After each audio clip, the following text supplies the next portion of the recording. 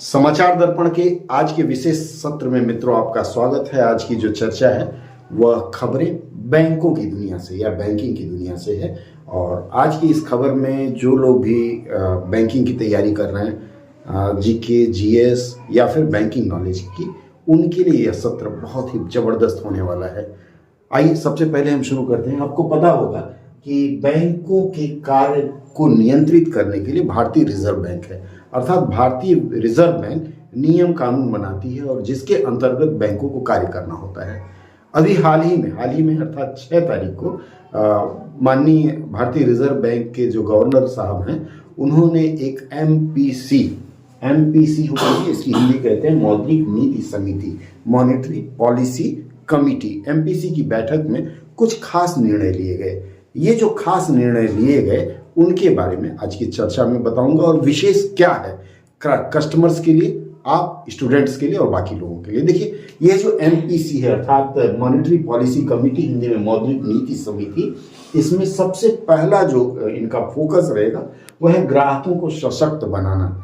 ग्राहकों को कैसे सशक्त बनाया जाएगा इस पर चर्चा। उसके बाद गलत बिक्री से संबंधित, गलत बिक्री का मतलब है मिस सेलिंग, MISSELL। जैसे मान लीजिए आपके पास फोन आया, मेरे पास एक फोन आया था स्टेट बैंक से, उसने कहा कि सर आपको एक हम लोग कैशबैक कार्ड दे रहे हैं।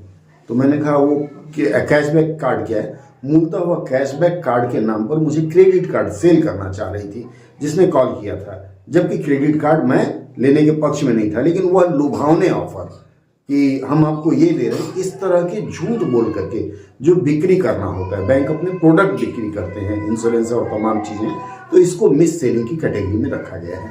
तो वह गलत बिक्री से संबंधित है। और दूसरा है ऋणों की वसूली और वसूली एजेंटों की नियुक्ति।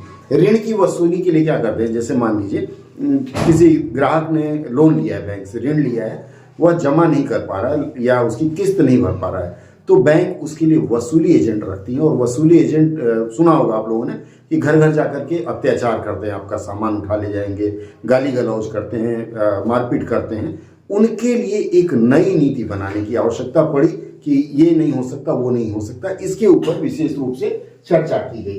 अब इसके बाद ग्राहकों को सशक्त बनाना, ये आपने देख लिया।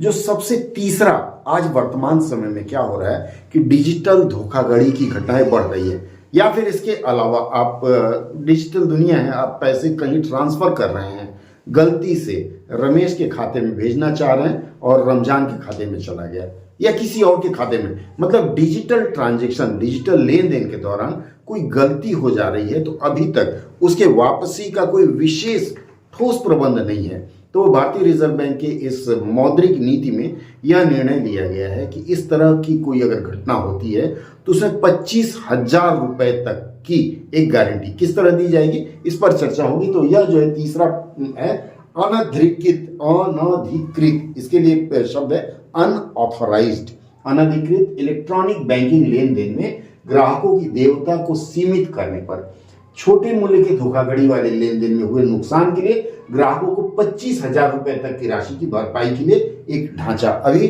फ्रेमवर्क, ढांचा को अंग्रेजी में फ्रेमवर्क कहा जाता है, तो एक फ्रेमवर्क बनाया जाएगा जिसमें अगर कोई डिजिटल धोखाधड़ी हो जाती है तो 25,000 रुपए तक, उससे अधिक नहीं, ग्राहकों को बैंक की ओर से हर्जाना देने की एक बात बनेगी। और यह आज के बैंकिंग की खबर की मूल बात है। और इसके ऊपर आप देख सकते हैं विभिन्न अखबारों में खूब बढ़ा चढ़ा करके बड़े बड़े हरफों में इस चीज का दावा प्रस्तुत किया गया। यह मौद्रिक नीति समिति ने जो निर्णय लिया वास्तव में बहुत अच्छा निर्णय है। आइए इसके बाद कुछ और हम जान लें मौद्रिक नीति से संबंधित। अब इस मौद्रिक नीति समिति में एक और निर्णय लिया गया है, MSME। आपको पता होगा कि भारत सरकार इस बजट में भी MSME पर भी बहुत ध्यान दे रही। तो MSME को संपार्श्विक मुक्त ऋण के लिए 10 लाख रुपए की सीमा को बढ़ाकर 20 लाख रुपए देने का प्रस्ताव रखा गया। मतलब यह नियम था कि 10 लाख रुपए तक उनको ऋण दिया जाएगा व्यापार करने के लिए या व्यापार को बढ़ाने के लिए। अब उसे 20 लाख रुपए कर देने की बात कही गई है। इसके बाद फिर और क्या चीज है इसमें हम जानने का प्रयास करें। मौद्रिक नीति समिति जो है MPC, थोड़ा सा इसके बारे में भी हम जान लें कि यह क्या है और क्यों बनाई गई। देखिए MPC जो है इसका फुल फॉर्म अंग्रेजी में मॉनेटरी पॉलिसी कमिटी है, भारत सरकार द्वारा गठित एक समिति है और भारतीय रिजर्व बैंक अधिनियम के अंतर्गत यह आता है। इसका काम क्या है तो ब्याज दर निर्धारण को अधिक उपयोगी एवं पारदर्शी बनाने के लिए 27 जून 2016 को इसका गठन किया गया था। 2016 और 2026 कितने साल हो गए? जी हाँ, 10 साल हो गए। और ये जो समिति है देखिए, केंद्रीय बैंक मतलब भारतीय रिजर्व बैंक को केंद्रीय बैंक कहा गया है, ब्याज दरों पर नियंत्रण कर अर्थव्यवस्था में मुद्रा के प्रवाह को नियंत्रित करता है और मूल स्थिरता बनाए रखता है और उच्च विकास दर के लक्ष्य प्राप्ति का प्रयास करता है। यह इसका उद्देश्य हो गया। और यह MPC की अगर आप बात करें तो यह MPC हर 4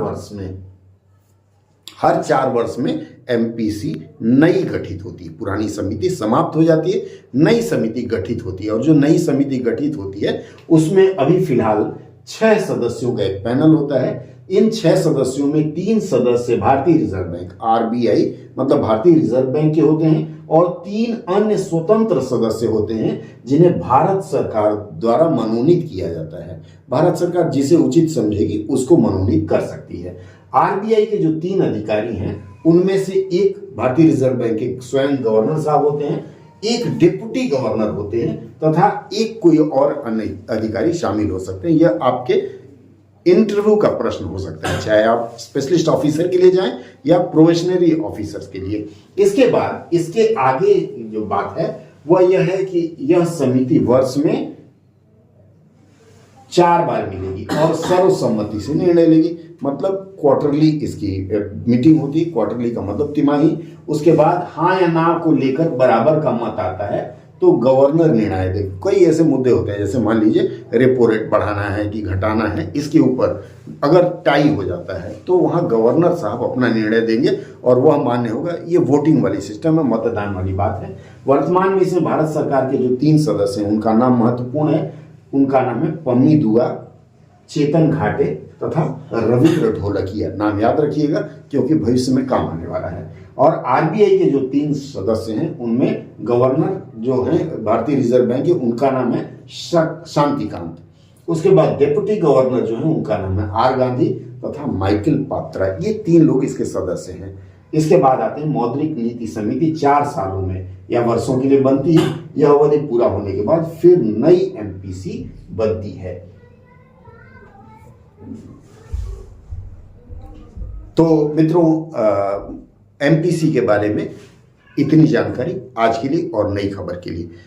ऐसी जानकारी और बैंकिंग ही नहीं अन्य क्षेत्रों के सामान्य ज्ञान की जानकारी के लिए हमारे चैनल को सब्सक्राइब कर लीजिए और वो बेल आइकन दबा दीजिएगा ताकि जब भी कुछ नया अपडेट हो आपको जानकारी मिलती रहे। जुड़ने के लिए बहुत बहुत धन्यवाद। अगले सत्र में फिर कुछ नई बात और नए साथ के साथ।